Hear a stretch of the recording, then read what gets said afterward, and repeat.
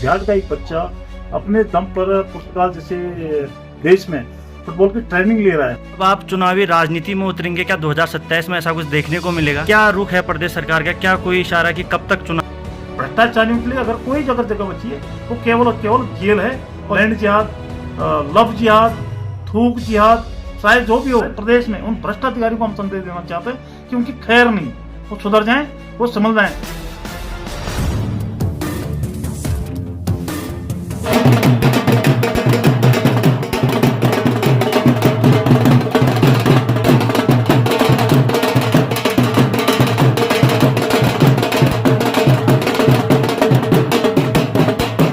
खबरवाला के तमाम दर्शकों की तरफ से आपको बधाइयाँ आपके वैवाहिक जीवन के लिए और दर्जा राज्य मंत्री बनने के लिए।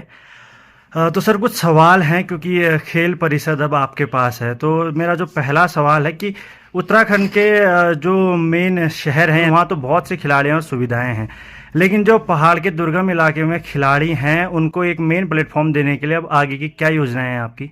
सबसे पहले तो खबर वाला चैनल को मेरी बहुत बहुत ढेर सारी बधाई और शुभकामनाएं, और बहुत बहुत बधाई इसके सारे दर्शकों को।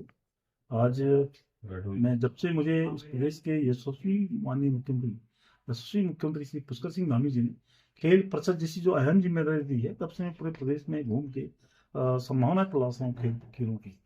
और विशेष तौर पर सीमांत क्षेत्रों में बहुत संभावना है खेलों की, चाहे पिथौरागढ़ जिला हो, चमोली जिला हो, उत्तरकाशी जिला हो, बागेश्वर जनपद हो। और हमारा प्रयास रहेगा कि सीमांत क्षेत्र में अंतिम छोर तक जितने भी खिलाड़ी हैं, जितने भी हमारे कैंप चलते हैं, इतना बरकस प्रयास करेंगे हम, जो भी संभावनाएं बनती हैं वहाँ हम खिलाड़ियों को जो भी प्रोत्साहन हो खेल नीति के तहत देने का प्रयास कर रहे हैं, और जो भी सुविधाएं हो पूरा देने का प्रयास कर रहे हैं। अभी एक उदाहरण के लिए एक बच्चा है डिडियाट का, टोलिया करके एक लड़का है, वो आपका पुर्तगाल में ट्रेनिंग ले रहा है फुटबॉल की। एक बड़े कितने बड़ी सौभाग्य की बात है, डिडियाट का एक बच्चा अपने दम पर पुर्तगाल जैसे देश में फुटबॉल की ट्रेनिंग ले रहा है। और बच्चे का सपना कि मैं डिडियाट जाके खेल फुटबॉल का डिडियाट को हब बनाऊंगा। तो हमारा भी प्रयास रहेगा जो ऐसी प्रतिभाएं जो ग्रामीण क्षेत्रों में, डिडियाट में, धारचूला है, मुंशियारी है, फल है, और उत्तरकाशी चमोली है, सीमांत क्षेत्र के बच्चों को भी हम पूरा प्रयास करेंगे कि उनको एक नया प्लेटफॉर्म मिले। सर दूसरा सवाल, क्योंकि आज आप डिडीहाट में आए हैं और डिडीहाट में एक मांग बड़े लंबे समय से चली आ रही है, वो है एक स्टेडियम की। क्योंकि शाम के वक्त यहाँ पर बहुत से लोग एकत्र होते हैं, वो अभी जैसी मैदान में एकत्र होते हैं, लेकिन स्टेडियम की एक बड़ी समस्या है। तो उसके निदान को लेकर कोई कार्रवाई या आपके संज्ञान में क्या ये बात है? इस प्रदेश की जो धाकड़ धामी की जो सरकार है, धाकड़ धामी जी के नेतृत्व में पूर्व में एक मिनी स्टेडियम डिडिहाट में स्वीकृत है, और किसी कारणों से अभी तक उसका निर्माण नहीं हुआ। शायद मेरे ख्याल से जो भूमि का विवाद है या कुछ ऐसा विवाद है, उसके जो मेरे संज्ञान में आया है, हम बहुत जल्दी ही इसको निपटाने का प्रयास कर रहे हैं कि भूमि जैसी उपलब्ध हो जाएगी, युवा कल्याण के माध्यम से हम लोग मिनी स्टेडियम बनाएंगे जिसमें कि खेल गतिविधियां सुचारू रूप से प्रारंभ हो सकें। सर एक और सवाल जो आपके तमाम प्रशंसक और आपके तमाम समर्थक उसका जवाब जानना चाहेंगे, क्योंकि 2027 अब नज़दीक में है और हेमराज बिष्ट जी का जो कद है वो भाजपा में तो एक बहुत बड़ा कद है। तो क्या अब आप चुनावी राजनीति में उतरेंगे क्या 2027 में? ऐसा कुछ देखने को मिलेगा? मैं एक कैडर बेस्ड कार्यकर्ता हूँ, संघ मेरा मूल है, और आज से 28 साल पहले मैंने डिडियाट में संघ की शाखा लगाई है, और तब से मेरा करियर शुरू हुआ है। और मैं संगठन निष्ठ व्यक्ति हूँ, तत्वनिष्ठ व्यक्ति नहीं हूँ। संगठन जो भी मुझे जिम्मेदारी देगा, जो भी मुझे दिशा निर्देश देगा, मैं उसमें उनका अनुपालन करूंगा, क्योंकि संगठन ने इतनी बड़ी महत्वपूर्ण जो जिम्मेदारी मेरे जैसे व्यक्ति को दी है, आज जो माननीय मुख्यमंत्री जी ने मुझे जिम्मेदारी, मैं उसको पूरा कर रहा हूँ। भविष्य में भी जो भी संगठन मुझे जिम्मेदारी देगा, जिधर जो भी मुझे करने के लिए कहेगा, मैं उसको करूंगा, वही जिम्मेदारी का मैं निर्वहन करूंगा। सर एक सवाल, हालांकि आपके कार्य क्षेत्र से बाहर का सवाल है, मगर तमाम लोग, क्योंकि इस वक्त प्रदेश में एक अहम जिम्मेदारी आपके पास है, तो प्रदेश सरकार की ओर से मैं चाहूँगा कि पंचायत चुनाव को लेकर तमाम जो स्थिति है वो भी अभी भी असमंजस वाली स्थिति बनी हुई है। तो क्या रुख है प्रदेश सरकार का? क्या कोई इशारा कि कब तक चुनाव होंगे, या क्या कुछ आप कहना चाहेंगे इस विषय पर? पंचायत चुनाव की पूरी तैयारी है। जैसे ही इसमें कुछ ओबीसी आरक्षण का एक मैच फंसा हुआ है, अभी राजभवन से इसको अनुमति मिल गई है। जैसे ही ओबीसी आरक्षण का एक मामला सुलझता है तो वैसे पंचायत चुनाव सरकार काम की पूरी तैयारी है। जी अब एक आखिरी संदेश जो आप खबरवाला के माध्यम से तमाम दर्शकों को और पूरे प्रदेश को आप देना चाहेंगे।